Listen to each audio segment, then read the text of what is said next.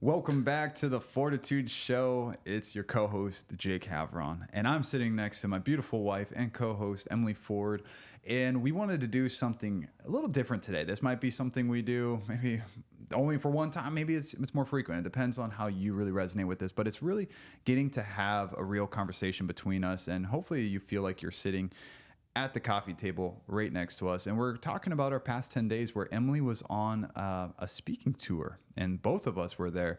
And we just wanted to dive in on the intricacies of what it's like to prepare a keynote, the actual reality of that. You know, Emily was shared about the blockages and the angst and the struggle she experienced, but then to finally birth something that she was able to take to these events of multi-thousand people speaking next to legends. And she was up there as a legend. So we dove into that, but then, you know, as we go with free flow here, we start to talk about our relationship dynamic and what's she eating before and after, and how do we say no to people when we're trying to stay focused on the mission, and you know the difference for her of the holy ground versus the battleground. And then we start to divert into just really understanding how to respect each other on a personal level, how we wind down at the end of nights, the communication that comes between. There's so many great things, and we just hope that our personal story, you know, we're so used to giving you so much value and specific topics and amazing guests, but we just hope that our personal story that we're walking allows for you to feel like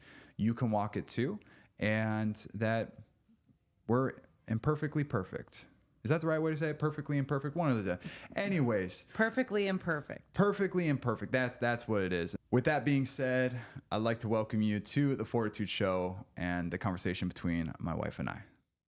All right, we're back here at the Fortitude Show after quite an extensive but fun trip. Oh my gosh, we were gone for 10 days. Something like that. It felt like a lifetime, but it was wild. It was like a little mini speaking tour, and we just felt so inclined that, you know what, we have value we're going to bring. We have different guests, but like sometimes we just got to keep up with what we're doing, because if I was in your shoes listening right now, I would want to know the BTS of what a global speaker does days before, how that works, how you balance this work, life, like all the things in between. Obviously, a lot of you follow us on social media. Right. And that'd be so fun if we just do this episode to talk about that. Oh my gosh, I love it. And I always keep in mind DMs I get, especially it feels like when we're not home is when I get all the messages. There's something about like traveling and events and all that stuff. And there's been so many DMs like, wait, how are you staying like healthy and fit? Or what's your regimen when you're on the road? And what's your before speaking regimen? And there's just so many questions that people have that I find like we can share all that So value. have you been wondering that, or maybe now you're wondering it? Yeah. You're in the right place. And you know, what's so cool about this past trip we had, Emily, is that we did it because of your keynotes, right? We build our life around this opportunity we get, which is to speak to people. And this was the first time you've made this new keynote. You've done previous keynotes, and we'll talk the nitty gritty of that, but this was your first, which I'd love for you to talk about and dive into.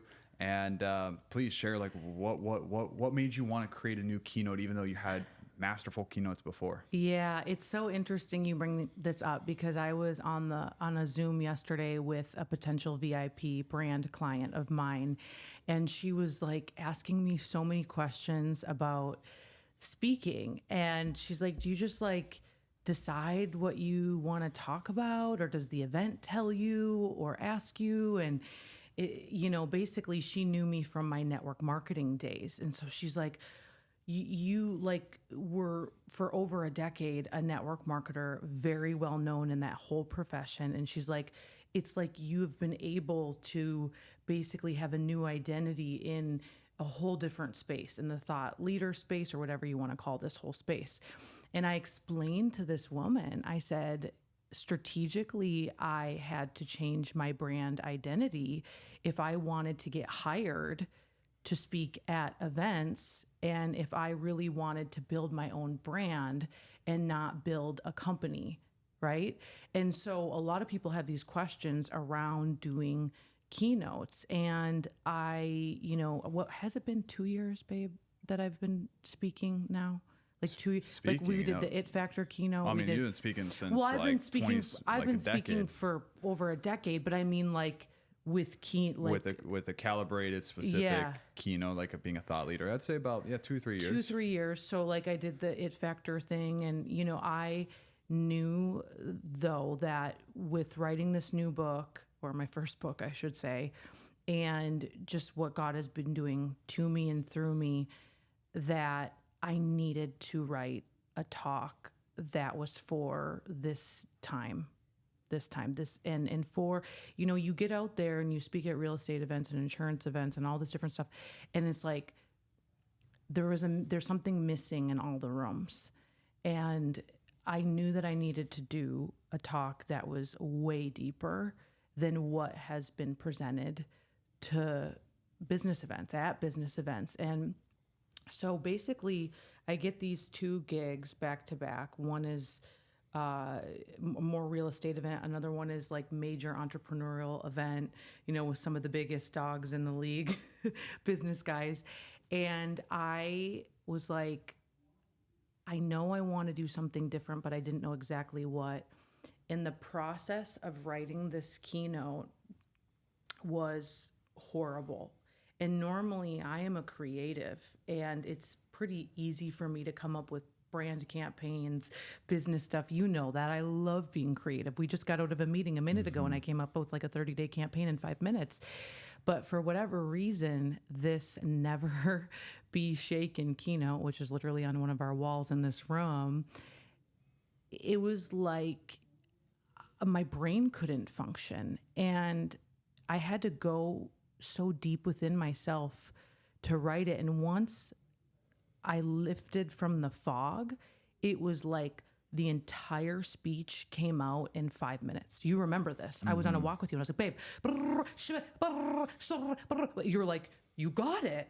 And you watched me for a week, basically pound my head against the wall. Cause I was like, it's not good enough.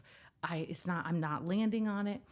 And so basically I write this whole speech, and we sound like performers, but I guess speaking kind of is in a way, because like you go do your speech, your gig, your performance, and you see how it lands on people. Yeah. And so from your eyes, because I'm you saw how it landed on people. Yeah. Well, I think one thing that people really need to understand is, even they always see the outcome, but they don't understand the process. And to hear that you did have like a big block and it wasn't coming through right away, even though you've been speaking for a decade, I think it's important to understand that if you felt that block, like that's, I wouldn't say it's normal, but it's okay to feel that, because it doesn't mean you're a failure. Oh my gosh. It's a part of the creative process. If you're coming up with your own IP, your own intellectual property, and you're not just going on Pinterest, copying and pasting other people's stuff, talking about the universe and talking about law of attraction and all the same things all these girls run around and talk about, and manifesting, no offense, but it's the same rinse and repeat stuff. If you really want to make a dent and come up with your own brand, your own IP, sometimes it's going to fall out of you, but a lot of times you're going to have to go into the workshop and really dig deep if you want it to come from the fabric of who you are, from your own unique essence. Yeah. And Jake, what I was so meticulous on, and in this day and age, and even just where I am in my life today and all that I've been through and healed, I just will not be a copy and paste girl. I'm over it. Yeah. And that's so what makes your brand stand out.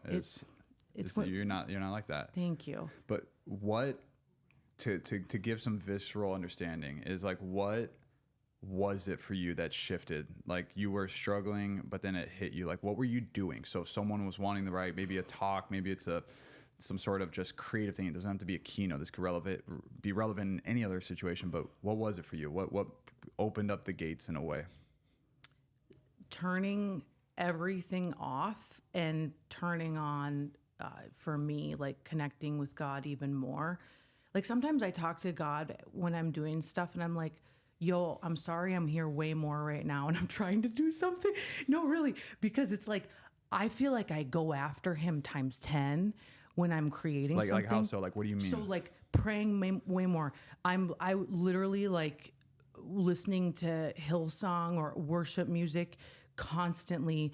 You know, people joke because on Instagram I show like I always put my legs up to the wall when I lay in bed at night or whatever. You know, it's good for your digestion. You better not be showing those toes on Instagram. Okay, stop with the toes. Okay, I had to catch you on that. I was like, oh, watch the toes. All right. So, okay, we digress. But you know, I literally was talking to God when I was doing this because I was like, I chase him even harder because I don't want it to come from me.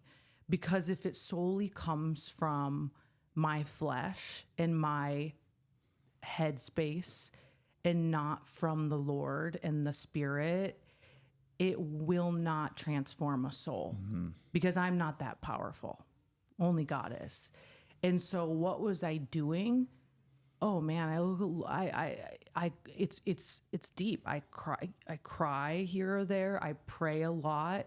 It's like constant walking, listening to worship music, praying, reading. And then thankfully I have you, Jake. Honestly, I'm so grateful because I'm able to like almost like talk at you and get a little soundboard. Yeah. And then you're like, no, you know, or like, yeah, I think you're on the right. This is what he says. You're on the right track. And when you say that, I'm like, okay, well, it's not like there yet. I know it's not when you say that. Well, I've learned my lesson that my understanding of what's possible is not like I'm a man, right? And so you are a man. I've learned Thank that God. if I try to give you all the ideas, it's like actually limits you. Yeah. And so I just try to guide and direct you and give insights here and there. But you're really good because if I'm off the rocker on something, you'll tell me. Oh yeah. Yeah, and you protect me with that, and so that's a bit of my process. And what's cool about this new Keynote, this is like I got like 8 chapters for my book from doing the Keynotes. They're going to run hand in hand, and you know. What's even better is when we ran it. It's almost like I think of it as football. It's like running the play. And what was your perspective when you got to see it being ran? And yeah, well, I loved it. So if you weren't following on our social, we had back-to-back keynotes, and I want to talk about this process a little bit because this was, I mean, most people don't talk about these things, but like, so she spoke Friday at in Vegas at a 1,500 person real estate event, and then had to overnight fly all the way to Tampa to speak Sunday. And so how this was is a few months ago when we got one gig, and as we're looking to finalize that gig, the second gig came up and they reached out and they wanted to make it happen. We're like, holy crap, this is the same weekend. So this is where like now we're looking at our dates. We're like, okay, well, they're on the same weekend. We had to literally negotiate with them and say, we have to be on this certain date or we can't make it happen. And so we're like, it worked out perfectly where she would speak on Friday, but Emily, she likes to have, you know, convenience, but also not be rushed and not fly red eyes. But sometimes you just got to make the sacrifice. So what he's saying is, I don't like to fly a red eye flight. Like, no way. I don't even remember the last time we did that. I mean, it was like, we got on the plane at midnight and got there at 7 a.m. We're looking at the computer, trying to see Vegas to Tampa is terrible flights. Vegas doesn't really have any good flights, we surprisingly need a private enough. jet, so we'll get there at some point. One step at a time. One step at a time. And so we had to literally fly back from Vegas to California, Orange County, drive to LAX, do a red eye so we could get there the morning of Saturday, rest, which we'll talk about health and recovery and what we've done. And then you had the gig Sunday. And so these were back to back, which was so cool because the first Vegas event was your first rendition of this new talk. Mm-hmm. Now, that doesn't mean that she doesn't know how to talk. It was just a new creation she put out there. And so when we got to Vegas, it was so awesome to see because the difference of how you were prepping for Friday versus Sunday was like night and day. Like Friday, you were really like, you know, over prepping, you know, a little bit in your head, which is totally normal, right? Because it's new. Where then comparatively to Sunday, it was like, I got this. You made little changes, and we'll discuss that in a second. But I want to hear from you because I'm sure if I was in the position of wanting to learn how to be a speaker, especially professionally, how do you prep the night before. You know, you got to talk at 2 p.m. the next day, which is nice. You're not very right in the beginning. Like, what's your prep look like? What are you doing? What are you not doing? Like, how does that look? Yeah, you know, there's different styles. So when I do our master classes, business training, I'm a trainer. Like I can go into a room and have 5 key points and rift and train you. That's a completely different style than a keynote. The keynote for me is almost more difficult because there's restrictions. You have like a time, you need your slides to be turned in. Like you don't have the freedom of being like a trainer. And I love training, and so do you. But the keynote, you know, how I prepare for that at the first time, especially, is you need to have your slides. And in fact, they make you have your slides in ahead of time, which is actually kind of hard because when you're doing a new talk, like you're still kind of marinating on some things. And so those are really like, if we were skiing and you had your little markers going downhill, that's how the slides are for me. That's how I set them up. So that just like keeps me on track. And, you know, I don't like marry the slide. Like it's like, I don't get slide heavy, I should say. But those are just in place to help tell a story, illustrate, blah, blah, blah, makes everything make more sense. And then what I typically do is I write out the whole talk. Now, if anybody's ever heard me speak, you know, I'm very off the cuff. You know, half the time I'm not really speaking. It's coming from a soul level. It's coming from, you know, in my case, it's coming from God, really, truly. And I just have my key points when I speak. But the first time you run a speech, you definitely want to write it all out because you don't have Like verbatim, write out what you would say, even though you wouldn't follow the script. And I would never follow a full script, but at least some of it's in you then. And that way, when you're on stage, you're not going to say everything that's on that script, but at least you have it in you, how you want to deliver it, all that stuff. And then once it's in you, you know, it's easy just to refresh and look at the script. And so what I do is I don't like to be on technology at all. Now, let me preface this by saying I'm a transformational speaker. My calling, my purpose is to help transform souls in the room. So it's a lot different than someone speaking on like, you know, the macros or science and biohacking or something like that, right? I'm a different kind of speaker. So, but this is what I demand of myself. You get what you demand of yourself. And so what I do is I print out my script. I literally print out my slides. I put my phone on airplane mode. I basically ignore everybody in my whole life. Did you print out those slides? Well, you printed them. Yeah, that's right. Yeah, We had to ran to the UPS in the Caesar's Palace. That's right. And find it. Took about 20 minutes to find that. But hey, And whatever it takes. Thank you. I mean, that's love. That is love. Yeah. So then I just run it and I just get it in me. And yeah, so how did you think that first one went, the one in Vegas? I thought it went amazing. Yeah. So do you like go to like dinners and the night before and just, you know, casual or? No. So the night before I go to bed early, I try to go to bed early. I take a bath. I listen to worship music. Yeah. The reason why I asked that question is because it's so funny. So many people like want to meet when we go to Vegas, we go to Tampa, anytime they're in the area, they want to connect. So it's like, it's funny because they're like, they don't understand. And there's just, you know, ignorance. They just don't know. Yeah. Right. And they're like, oh, let's meet up. Hey, come to this dinner. And it's like, no, it's like, no. Like, this is our profession, but it's also like our battleground and we need to prepare. So I brought that up, you know, tongue in cheek because like we're locked in. Yeah. It's just, I mean, you and I being together is enough social time because even then you need your own personal time. And you do give me my space. And, you know, in this case, we went to the gym and I just get some movement in and it's you know, I look at it as, you got to be in the holy ground to go into the battleground.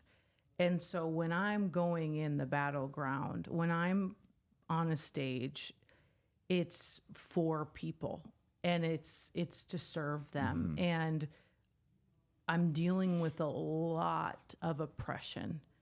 and a lot of souls that are Like you're feeling that in the I'm feeling audience. it. I'm just, by the way, I'm an empath to the nth degree. Like I'm a high empath. It's a gift, though. Now I understand. Yeah, which all people are to a level empathetic. Yes. You're Heightened. you just heightened, right? Very Like heightened. you just, So and I you can- really are. I'm like, wait, what are you feeling? I can feel everything. But even if I wasn't, it's the work that I do, again, that I've chosen to do with this is why I stepped out of my past industry, because this is my true calling, which was a very difficult decision for me to make when I did that, but I was being obedient to what God was telling me to do, to step out and to truly serve people. So why I say I go to the holy ground so I can go to the battleground is because I have to fill myself so up. And why we say, like, I'm not on social, I'm not out to dinners or whatever, I'm very protective. It's not because I want to be antisocial and a diva. It's because I'm trying to fill myself up and just be in such a beautiful state, So Yeah. then I can go out to the battleground. And it's so powerful to hear, whether you relate directly with us and you're like, I want to be like that, or I am like that, or maybe you're like, I never would be like a speaker like them. But it's important to hear the fact of it's okay to tell people no. And Oh, you're so right. it hurts in a sense when I have these people that know us, and whether I just don't get back to them because we're so busy, or I just say, hey, we can't, like, that just won't work. It still affects me in some way to say that. They but go to you. So a lot of my people know that I don't even respond. And well, you do respond, but not in those moments. You're locked in. So then they go And then to they come to me, and then but I'm also the gatekeeper. But it's like, hopefully you can understand that if you want to get to the level that you are, it's okay to say no, because those no's lead to bigger yeses. Yeah. And if we were always to people please and say, yeah, let's go to that dinner, or yeah, come over, hang out for a bit. Now, not only are we getting sapped of energy when we have to go and perform for this big event, but even worse is when it's you speaking and I'm the gatekeeper holding space. Like, I have to gatekeep and protect you. And the moment that I bring something like that in, and it starts to be like, oh, of course, Emily's going to want to talk to them because she loves them, but now it's affected her. And even though she might not tell me that, inadvertently, like, I will see that, or I'll feel it after. So there's just that fine balance, as both as husband and wife, as just leaders individually, but also as like speakers, is it's okay to say no. That's right. And you know what? Everybody can relate to this in some way, shape, or form. And I just find, like, I learned how to say no early in my career because I wanted to build my dream life. And what I noticed was people that were like in the similar business than me, and everyone was trying to like build their dream life and try to build these companies. The people that really struggled with saying no are the ones that never did anything. They're the ones that like just never built their thing. And so it's like, I think just having the respect for yourself and the work that you're doing to just be able to say no is such a level of emotional intelligence to really respect your work so much and understand yourself. It's about understanding yourself. There's people that are listening to this that they don't need to like go to the holy ground like me. Maybe that's not their thing. They would love to go do dinner, and it might be beneficial because they could network and then do another deal or something. But it's like understanding yourself so much and how you operate and honestly what season of life you're in to exercise that no muscle. Yeah. The last thing I'll add on to that is, in sales, you hear no equals next opportunity, right? And no. And Go for no. You don't want to just say no. And what I've found is kind of the finesse way of saying is like next opportunity, next time, like, hey, we just flew in, we got to rest, Emily's got to prepare. Tomorrow we're speaking, then we have this, and this. I just don't know if like this would be the good fit. Maybe next time. Yeah. Right. And that's just the nicer way of saying things. Yeah. But sometimes it's just like, sometimes you don't always have to reply. That's one last little pro tip out of this is that like just because people come into your inbox doesn't mean they have the right to have access to you. Right. You want to respect that because it's a beautiful thing when people text you and you can have this communication. But I think we get so obligated because someone texts you and they know of you or maybe know you personally or whatnot. Like you have to respond, but like once again, you have to respect the field of what you're in at that moment and know that if there's a greater purpose, greater reason, which is the speaking is we're transforming lives. Like it's not lightly. It's just maybe just say it's like the next opportunity. So. Yeah, and it lends to the, we're in an age of distraction and all distractions are created equal. And so it's like really understanding that. And I find a lot of people that the distractions of the constant dopamine hits of the messages, the this and that, is often taking you out of doing the very thing that you need to do to actually move your business and life forward because you're procrastinating subconsciously. And that's what I find that people do over and over and over again. And there's a direct correlation to the people that are able to go, it's like the racehorse analogy and like I'm focused on the goal right now. And sometimes that can get you in trouble. My family would tell you that for sure. They're like, she's focused AF, you know what I mean? But something I wanted to mention. What's that? You said when you were talking, it's so cute. You're like, we have a keynote because, sometimes we do. Did I say that?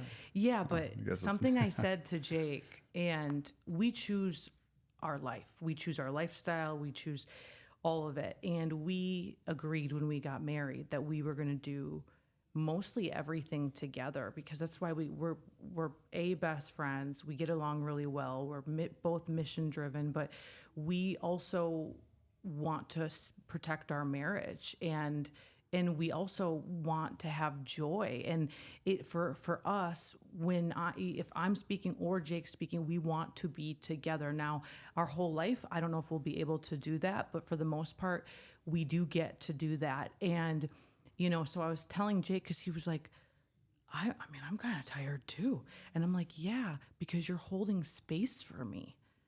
And it's like, again, that takes such a level of love and sacrifice because you equally can and want to be on stage, but then you just say, okay, for this day, I'm just going to serve my wife and I could cry, because it's like, you're such an awesome, amazing man and you are such a shark and a go-getter and just so good at what you do.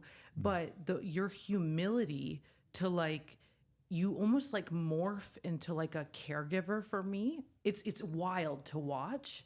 And don't think I don't notice it because I feel it because I'm able to do what I do really well because I feel very protected, cared for, all the above. And so I was saying to Jake, because we were walking, I think it's when we got to Tampa and we were trying to like walk it out and get acclimated from, I call it PST to EST, going to, it's only 3 hours, but it feels like a lot, especially when you're jet lagged or like when you're, red eye flight. But we were walking and I was explaining to you, I'm like, babe, you're tired because you're holding space for me. And I felt that when you had your keynote in Orlando for the HVAC conference, that was the first time I wasn't like speaking. And I was like, why am I so exhausted right now? I was like backstage with you, praying over you, making sure your slides were tight and right, making sure you were good, making sure like I was watching the audience, and I'm like, why I feel so exhausted. And it's like, how is that for you being on that side of the street? Well, I appreciate that. Thank you for that. And it's not, so when we first met, and I know this might be a little bit of a tangent, but this is how we roll on the Fortitude Show. I hope you're enjoying this, by the way. This is our first kind of like almost like dialogue here. I know. I love it. No, we talk at home. Yeah, stuff, but like on the mic we're just here to be casual, right? So when we met, Emily's met me at my speaking event, but then Emily had many gigs after, and she's been doing this for so long. Like it was your very first speaking event I met you at. Oh well, hey, I guess it was pretty good to impress you in some way. But I didn't know that. So okay, go on. You can't show all your cards. I know. So I had to keep that. But at first, it's like, of course, who wouldn't be so enthralled to support a woman that is crushing it, traveling all around the world? Any man. That's why they were attracted to you in many ways. But one of it is because of your success. But there came a point where I started to feel internally that ego of like, I should be up there. Like, gosh, like I'm over here just supporting. I don't want to just be a supporter. Like I want to go, but it wasn't my season. It wasn't my time. I was still building my own integrity, my own brand.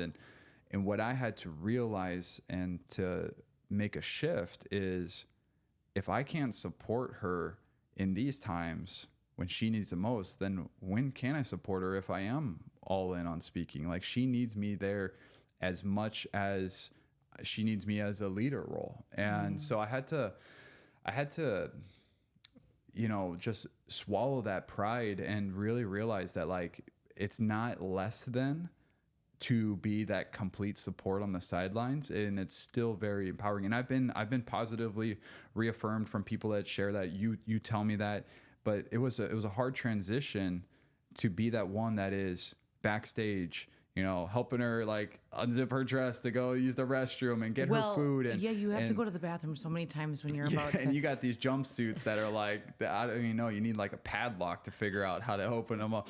And but it's so cute. But it's like little things like that, like a man from afar might be like, yeah, that'll be cool at first, but when you have to do that multiple times, it's like, what am I, your assistant? Right. But it's not like we're life partners. And so the moment I was able to pivot that and realize that I'm able to allow her to be her best self, be your best self, by doing that, it put me back in that masculine role, even though I'm not on stage. And I that triggered a conversation. I know there's some women that we've consulted that are the main breadwinner and their man is super supportive, but they haven't found their masculine role in that support role. So now there's a whole depolarization.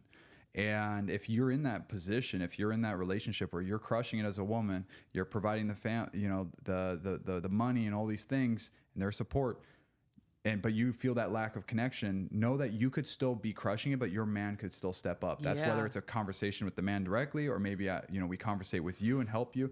But the thing I want to make clear is that you could still be a support, because if I can still be on the sidelines, not even in the limelight, and still be the masculine role for Emily. Yeah, she's masculine on stage and feminine, all the things in between, and it's a whole roller coaster, but like I could still be a masculine role by doing that. I just want to let that be almost confirmation that it is possible. Not saying that I'm always going to be in that role, because we have this vice versa where I'm on stage.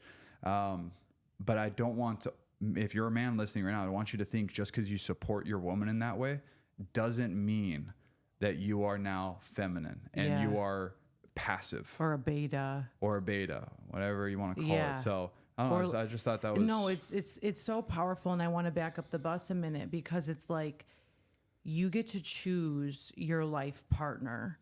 And you know, this is why it's so important to know what your values are and what kind of marriage you want to have. And you know, I just feel that a lot of people don't consciously think about this when they go into marriage. And, you know, at any given time, though, you can talk about it and say like, hey, how would you like me to show up for you this weekend? You know, and listen, it could be speaking, or it could be you're planning, you know, your daughter's birthday party and it's her sweet 16, or you're planning something else. Like, I think there's just so much power and love and appreciation and respect when you ask your partner, like, how do you want me to show up for you? But then even if they don't tell you all the things, when you notice their blind spots and serve them, I mean, it just makes the whole experience amazing. Because let's just say you were kind of like dicky or weird to me at these events, or like you were jealous of other men wanting to take photos of me, even though they're crying after because they just had a breakthrough, or if you were like you had an attitude, or if I would say, Jake, stay home. Do not, I would never, I can't even imagine, like, but if you were, and that's what happens to a lot of couples, because they don't communicate their purpose with each other, what they want, how they need each other to show up. And, you know, again, it just makes the whole experience so joyful. Yeah. So good. So joyful. So let's talk about you backstage, because this is the moment where everyone thinks about what's going through your head. You're about to speak in front of 1,500 people. There's a whole production going on. I see, Jake, your BTS of Emily standing at the stairs. You're so good. Like what is what is going through your head? How do you prep those last 5 to so minutes right before they call their name? Like give us a walkthrough of someone that maybe hasn't been in that position yet, but maybe one day wants to. Well, the first time I ran the keynote, and they're not identical because I change it based on what I feel in the audience and what more of a spiritual thing, and also the time. But the first time, it's like you're just trying to know what's going on. It's more like memorization or just knowing your key points. But I'm definitely, I just have my playlist. I typically put my headphones in and I go in the corner. And like this one in Vegas, there was like so many people backstage. I was like, I think there was 10 shooters, well, video camera people, I call them shooters, but the 10, video people, camera people everywhere because they had like a huge team there. So many people backstage. The next speaker's back there, and typically it's someone cool that I want to meet or like say hi to, but I block everybody out and I go in the corner.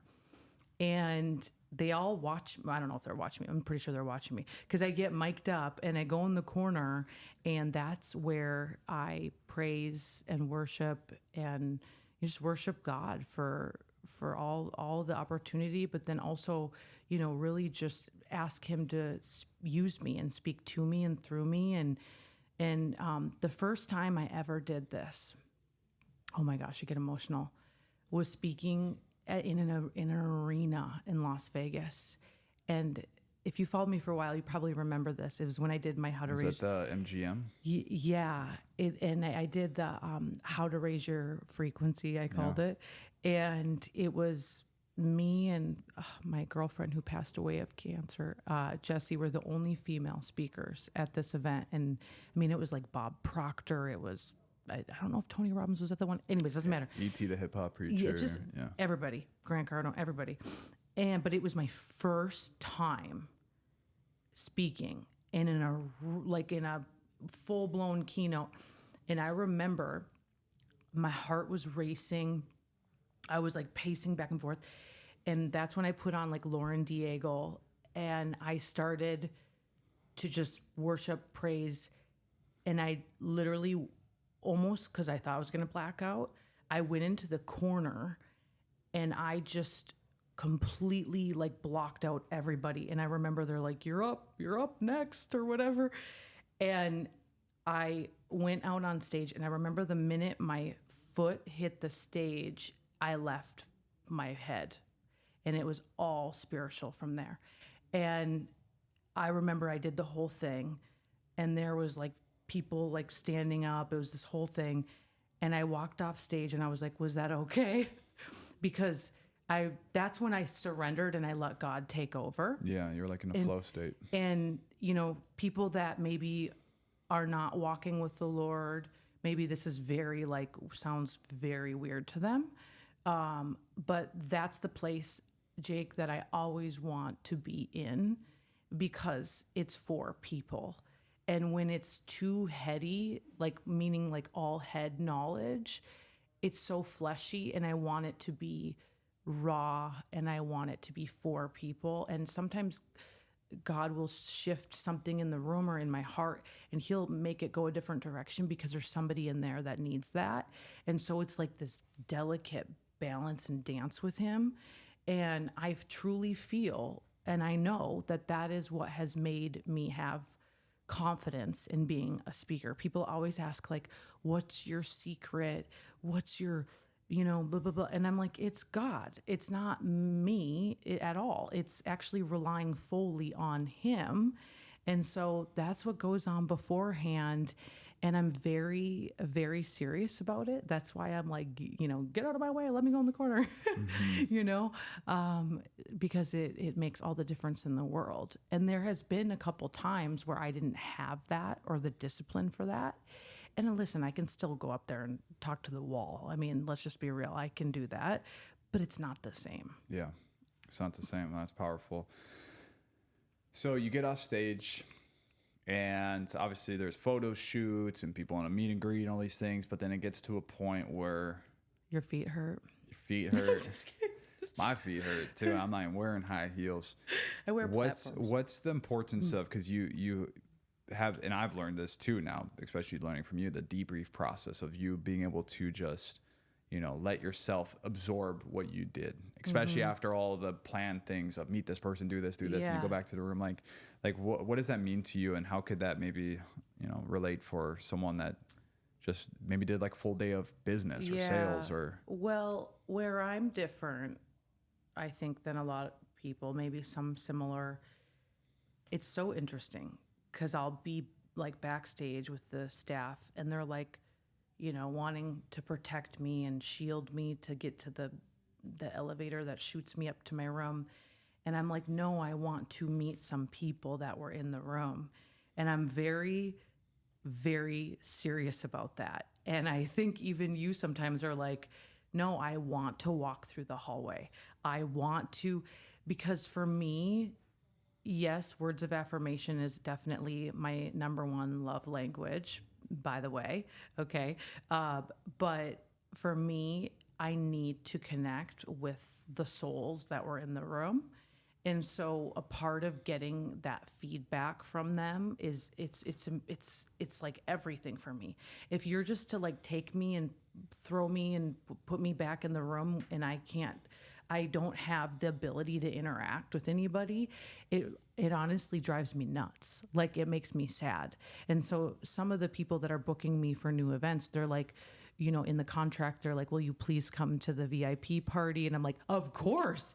And people probably laugh because they know I'm introverted, but the reason is because I want to connect with the people. Yeah. Because people at the end of the day are my driver. They're my... And it's confirmation of the work you just did. And it's not just you're teaching things, you're helping people walk through a process, the never be shaken process. You're helping them break through from bondages and spiritual strongholds, and you're teaching them ways to equip themselves. But it's like you need to have that full circle come around 100%. or else then you have a lot of those questions go through your head when we go back up and you're like, was it good enough? Did the people like it? But it's like when you hear that from the people firsthand. And listen, so I did this in sales. It's like I have little antennas on, little antennas, and they go zzz. I learned this in sales, and I'm collecting data. So all the data comes out and I'm collecting. So when I was trying to sell like protein shakes and cleansing packs and all this, I would collect all the data on them. And what that is asking simple questions.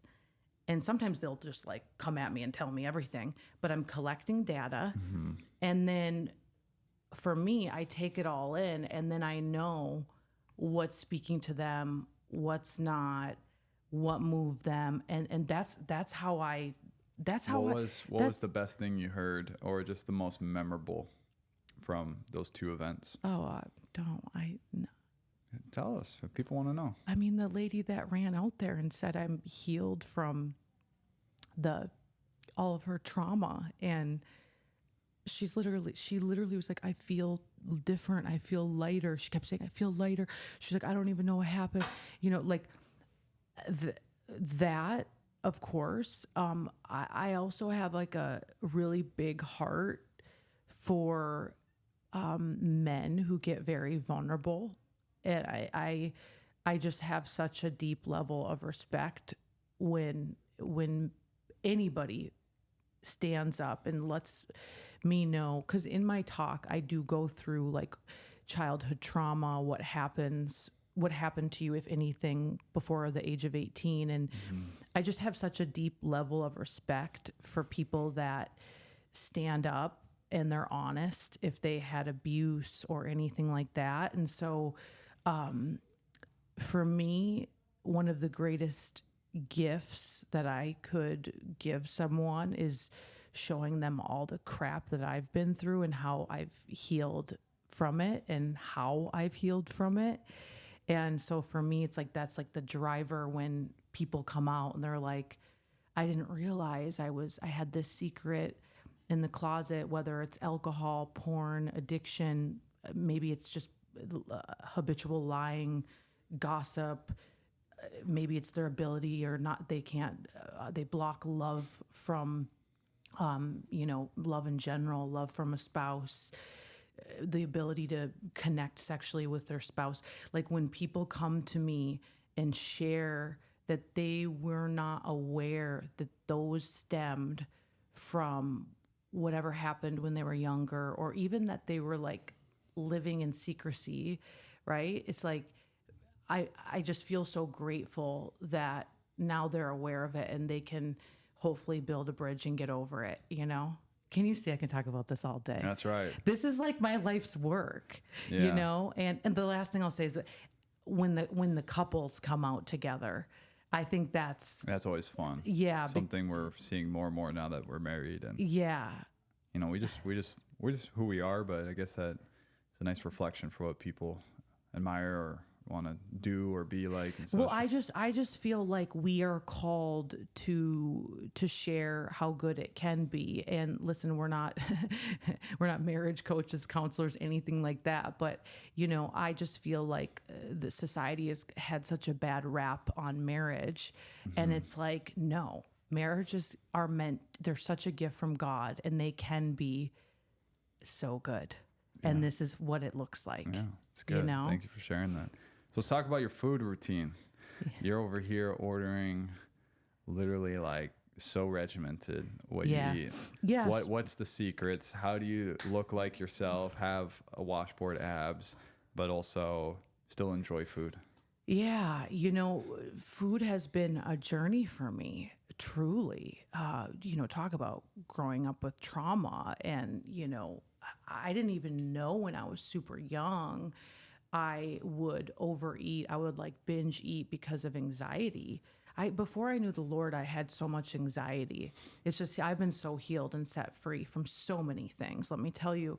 But then I got into competing for like such a short time, and that was like the opposite side of the spectrum, but it also led me to nutrition and understanding health and wellness. And I truly believe in eating for vitality and energy, and eating prana rich like foods that are going to give you energy. And so for me, a side benefit of being clean and eating healthy is mental clarity, or like is looking fit and healthy. But the first thing is like, I need to be so clear in the head. So like, I won't drink or anything like that. I'm not saying I won't ever drink, because I'll definitely have a cocktail here or there. But before I'm doing something, I will not have alcohol probably a week before, even 2 weeks before. I just want to be so clear. And I'm not a big drinker anyways. But so what I do is I'm an intermittent faster. It works really well for me. And when I travel, you and I both were like the same. And I'm very high protein. So you diet.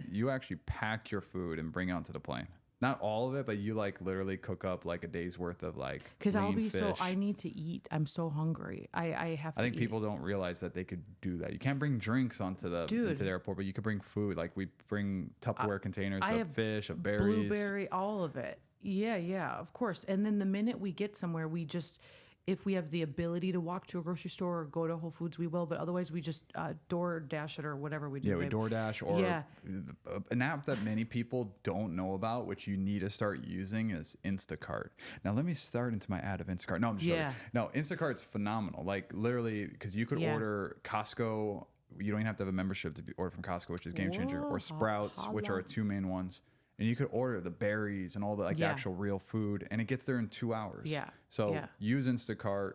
DoorDash is a game changer. Yeah. My pro tip on the DoorDash is, like, I scout around. I always click the healthy, but you know, sometimes it's just a bunch of salads or whatnot. I'm like, I don't want that. But I scout around for like good looking places, and then I go in there and see what their a la carte options are. Yes. Because we just like ordering a lot of protein, because it's hard to get the protein. It's easy to get whatever else, the carbs and the fats.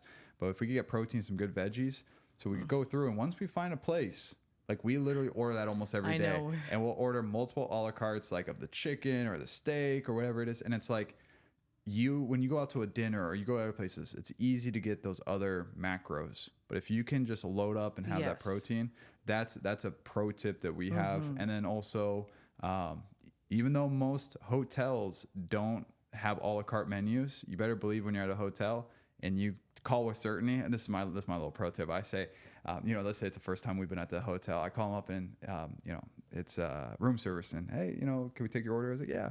It's like, yeah, I remember from last time we were here. I literally, so I create the assumption, and you're not, look, you're just making it, you're creating certainty, right? Right. Last time I was here, I believe we were able to do like a la carte, like, some chicken and like a salmon. I know you guys have salmon, like the dish, Yeah. but not salmon. And they're like, can we do that again?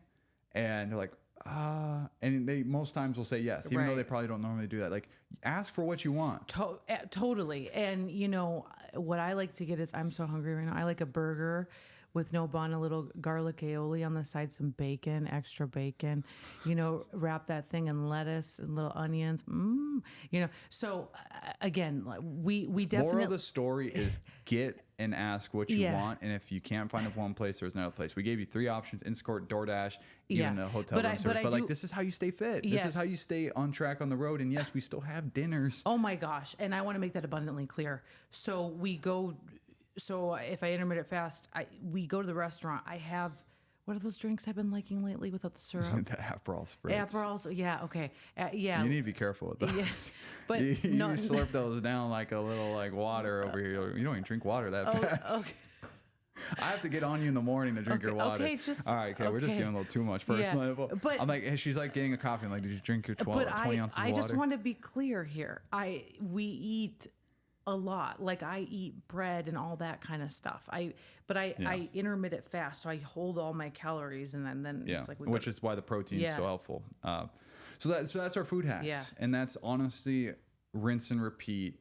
Like, you don't have to overcomplicate it, and it's. You want to add in something else? Yeah, and I was just talking to one of our friends who like travels the world in her jets and goes out to all of her business meetings, and I was sharing with her the other day. I'm like, oh my gosh, I work out more on the road than I do at home because I bring enough workout outfits for each day, and I make sure when I go home that they're all dirty. And that's funny. so it's like being sure wherever you go that there's a gym there. And, that's for a different episode, but it's like I'm stretching a ton, making sure my hips are loose, all of it. It's like constantly stretching and getting in that workout, which we do together. So Sometimes you don't like to pump iron with me. well, We walk in the treadmill, take then we go videos for you. separate places. yeah. I have to sometimes beg you to take a photo, Yeah. video. Anyways, I'm just messing with you. What was the most memorable thing from this trip? Like, just could be anything. Like, could be light. It could be. Doesn't have to be always so intense. Yeah, no, for me, it was just, I said this when we got home. I was like, we didn't like fight at all. Not that there's anything, listen, we're going to get in fights. We know that. And sometimes we already got in a fight probably since we were home. But like, I'm just saying, I felt so like easy, like we're just in flow with each other. And I think, a huge question I get asked a lot of times for people that work with their spouses is like, they're like, how do you do it? And blah, blah, blah. And it's like really learning what each other needs and giving each other space. And I just felt like we were so good. I mean, listen, we were in Vegas one day, Tampa the next day, Miami the next day, sleep deprived Mar-a-Lago the next day. red eye that was not comfortable, even though it was up in the front. Yeah. And when you say fight, and I want to make this very clear because arguments. Yes, there's a difference, and they're tiffs. Because when I think of my past history of like my parents, fights are bad, just like how you've seen bad fights. So I want to make sure it's very clear. But it's like when you coop us up in hotel rooms for 10 days, two fiery people, like there could be potential, conflict. But we actually it was nice. There was a lot of synergy, and I think it's just. When you're in the flow and we understand our roles and we also have a game plan of what we're doing and also enjoyment in between. I think the big thing, this is what happens. And this just came to my mind right now. What happens and what causes arguments between us is that I've had to learn that I can go. I guess it's just maybe more the masculine male thing, like where I don't need to recharge as much. Where Emily, like, she needs recharge time. Mm-hmm. And so what would cause conflict is when I want to go, hey, these people invited us. And like, this is after, I know we talked about being a gatekeeper, but this is after, hey, like there's this big dinner, like, these people here. And Emily's like, no, I just like perform. I want to rest and recover and have my time. And so that would cause arguments where now I think we've learned a nice balance of, I respect that already. And it's already incorporated into it. Like the day after you spoke, we slept in, half the day and got our sleep back, and we made sure nothing was happening on that day, where before I'd try to maximize it, and that would cause resistance, burnout. And so I think that's something we really learned. Honestly, I just thought of that right now. And this is why it's so important for people to choose their mentors and who they take advice from, because, and that's a whole different episode of who you follow and stuff. And it's not right or wrong. It's just how you're built and how you're wired. And I'm a woman, and I'm feminine. I'm an empath, and I'm an introvert. And That's a lot of statements you just made. But I know thyself. I do. I know myself so well. And because I take in at an extremely high sensitive level, Yeah. I also get drained at an extremely high sensitive level. So early in my career, I was only garnering advice from men that were extremely masculine businessmen. And I felt so unhinged, babe. I felt like, I mean, honestly, my cortisol levels were so out of whack. Like, I couldn't digest food. I was very puffy. I felt manic in a lot of ways because I was taking so much advice from very masculine men in business. And so you're not wired the same. And also I was taking advice from people that were not also rooted in faith. That's a whole different topic. And so that's why when you hear like all this advice from people, you do have to like collect some of it, try it out, see how it works for you, have discernment, but then also like, you know, throw some of it out as well. You know what I mean? Well, the situation for you in that position, this was before we met, but also even first part we met, is it's okay to take those advice from those men because you got a lot of great things. The problem is you didn't have the female side to get the insights. So you were getting this great business insight, but because you had no contrast of like understanding the female side, you naturally adopted all their other habits without them. They're not teaching you how to, you know, like run your life and be a woman, all these things. No, that'd be stupid. But because you were only learning from them, you modeled everything else. 100%. And so it's okay. Like for example, most of our clients that we work with one-on-one, most are female. And there's this dynamic that's really great. Yeah. 'Cause I'm able to give that side, but they also have now you to learn from and hear from. And if it's not you, hopefully someone else. And I think that was the big issue, is that you didn't have that female side to model or someone that you really respected. And that's why you had masculine traits. Yeah. And I didn't know myself as well. Right. So it just takes trial and error for everybody. And it's like, you know, some people go, you don't need 8 hours of sleep. And it's like, no, I'm one of those people that do. I'm not one of, like, we do have friends that can rock their life on 5-6 hours. However, you and I are little sleep babies. Like we need our sleep, you know? But like, I know for me, for certain, I'm a hot mess express if I don't get sleep. I am grouchy. I want to eat the house. I feel like It does really affect your appetite. I go to my computer and I'm like, you know, like that's why I'm so, you know, anal with you when it comes to like when it's nighttime, all the lights get dim in our house. Either smooth jazz comes on or the nighttime tunes. We sound like we're 5, you know, but like, it's like we set the whole mood, the hot tub comes on, we get the lights out, you know, it's like, I don't want any bright lights. I don't want to hear about business. So even last night, you know, you were wound at like 9 p.m. and you were in the workshop and I was already, you know, I was putting my castor oil on and I was, you know, doing my legs up the wall, no toes. Thanks for the invite. And I had my red light mask on and I was like, just like the get ready for bed mode. And you were like texting me, hey, I need these 10 things. What's this email to this? And I was like, back it up, buddy. No. And you're like, okay, you didn't call me buddy because that would have been an argument right there. But I know what you mean. And then you came in the bedroom late because you worked late, and you know, me and Hugo were sleeping, and we had the candle going, and you know, I don't know where I'm going with all this. It's just that respect factor of understanding the wind down and all that. No, this is fun, and my hope to you listening right now, and our hope is that we're not always going to have these types of conversations because we have guests and value and certain almost mini master classes we bring to you on here. But hopefully there's nuggets you get out of this. And this is fresh for us. We are, like Emily said in the beginning, we're trainers. We just want to train. But I think sometimes you can pick up a lot more golden nuggets through the stories and the real life examples. And so far, if this has resonated with you, we got a few more quick things we want to touch up on here. But if it's resonated with you, just let us know, like tag us, screenshot this episode, tag it's Emily at Jake Havron. Like, once again, like how Emily needs the confirmation when she speaks to know the full circle.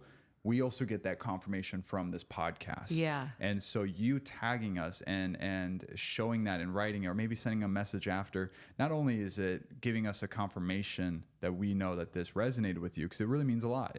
We don't just say, oh, that's another person. No, it's like really means a lot. But also this will allow for your people to see that. So that's what our one request out of this. Or rate and review, please. And a rate and review. Not or, and. Yeah. And maybe like if you want your spouse to hear this, just replay the part we were talking about, Jake helping me when I'm speaking, and that's the fun thing about this podcast now, and the show is now it's Emily and I, right? Yeah. So it's like, maybe at first, if you were listening to Emily beforehand, it was like, oh, maybe sometimes it's tough, even though she speaks to both sides. But now it's like both of us. So hopefully, like, this can really actually shape, if you have a husband, or maybe you are a husband and have a wife, or maybe you have kids, and it's like, hopefully we could bring that holistic effect. And that just means so much. Obviously, we're very fresh in this. There'll be a time where this will be like second nature and we're doing this. But I do want to just say, like, it was really cool. And I could be your cheerleader. I could be the guy that pumps your tires a little bit. Like, she was getting so many messages after this Tampa event. I mean, she was speaking next to Tucker Carlson, who, I mean, that dude is so sophisticated, wealth of wisdom. Alex Rodriguez, who, A-Rod. Thank God he bought the Timberwolves. Come on, go T-Wolves. This dude's so successful in business, and also a guy that we actually found out a few months ago. And shout out to Myron Golden. He was Tampa based. I have learned so much. I listen to him almost every day because Who showed you him? You did. Yeah. And I was like, who's this guy? Let me see if this guy's legit. I was skeptical, and I started listening. I was like, okay, that's good, but when is it going to be a little like, oh, that's off the rocker? And he's so solid in his foundation. And so shout out to Myron, but Emily actually went on stage right after him and got to have a little encounter, and now we're connected with him. But so you're talking to him, and a few other awesome people like David Grutman, phenomenal businessman. He's hanging out with the Beckhams almost every day. Yeah. Messi, all of them. And you're seeing these nonstop messages coming in saying Emily was the best speaker by a mile. I remember seeing one that said that, and I take pride in that because you're my wife. But also, I know you should absorb that and not deflect it. Too many people deflect compliments, and it's not a good thing to do. It doesn't mean you're boastful. You just you take it in. You have humility. And it's so cool to see that it wasn't just one message. They're like saying that. And why I wanted to really drive this in is because I could tell her this privately, but it's her work, everything she's done, the blockages, the struggle, the emotional nights. I remember the nights of you freaking out, like, I got to get this keynote done. I got 2 weeks left. Oh my gosh. And you're freaking out. All of that led up to a beautiful outcome like that. And I want you as a listener right now to understand that when you don't cut corners, when you go the way less taken, the road less taken, and you actually really sit into your heart and your spirit and not just stay in your head or try to copy other people, you will create impact like that. Yeah. And it's not easy, else everyone will do it. You heard that a million times. Emily could have done the easy route. She could have kept her same keynote. Her keynote back in 2017 or whatever it was, the frequency one was phenomenal. You spoke at the MGM in front of 10 to 15,000 people, yet here you all are even evolving to this day. So I just hope that your story is a testament that you're always growing, you're always contributing, and those messages show that it's not about how big your name is or how many followers you are, because those people on stage, way bigger in the sense of where we are today. But it was the message that was way bigger that impacted. And so I just wanted to point that out. Thank you so much. And, it all makes sense now, like from a spiritual perspective of why it was very difficult for all of it to come out. Which I'm not going to go down that whole road of that. I think anybody that's a believer probably understands what I'm trying to say. But now this truly feels like I'm ready to like run this for the rest, 2024, 2025, and then write the book. And, I believe it's like everything in my life has led up to this point. Yeah. And it's all the inner work and the soul work. And that's how I'm able to do it, honestly. Just give all glory to God, because that's where all the credit goes, That's right. Any final words or things you want to add in before we wrap this up? We talked a lot about like speaking and getting on stages and stuff like that. And I get a lot of messages of like, I want to speak. And, I would share with you and just remind you. And I always say this to people, like, you have to be willing to serve in the small place for God to promote you to the big. And I did presentations and inspirational talks, in a janitor's closet in Wisconsin one time, like with 3 women, and so I just share that because it's like the reps you put in, and, just always checking the posture of your heart. I think a lot of people want to be on a platform for themselves, and and I know that may be a hard pill to swallow, but it's, a bit narcissistic, and it's so many of us have narcissistic tendencies. We just do as human beings. It's our ego. And so that's really where, having a mandate and a message that you must carry forward is going to completely change the fabric of you and the work you do and the speeches you do, because it's coming from such a different place, and you're the messenger. You're not there to be a star. Like, a byproduct of doing great work is people will promote you, but that should not be what it's rooted in. And so the more you can die to yourself, it's just, that's like where the magic is, because you're putting yourself out of the way and you're doing what you're meant to do to really impact lives. And so I think a lot of people come to me, especially women, and they're like, I want to speak. And I ask them why. And they're like, well, I know I could rock a stage. And I'm like, okay, that is not rooted in the right place. And I get where it's coming from, because your potential. And I think that's beautiful. But I just want to challenge you to go deeper in the introspective about the why behind it, and let God refine you. So it's going to come from a completely different place, because you're going to do such better work when it's rooted in a better place. It's powerful. Yeah. Something we'll leave on. I think that was the first of many episodes of Keeping Up with Jake and Em, or maybe it'd be I don't know. We got to think of a better one. Maybe Quick Take with Em and Jake. I don't know if this wasn't quick. It's never quick. Okay, it wasn't quick. All right, we'll figure it out. I don't know. Maybe we'll get some ideas from you. But we thank you for listening. Thank you, Emily, for sharing that. This is fun. Once again, if this resonated or you like this type of conversation, getting to sit down with us, we hope that you felt like you're at a coffee table with us. And hey, listen, if you're listening to this right now, we're on YouTube. So go hit subscribe to our YouTube and it's Emily. Share this. So we appreciate you. And until then, we'll see you at the next episode. Bye.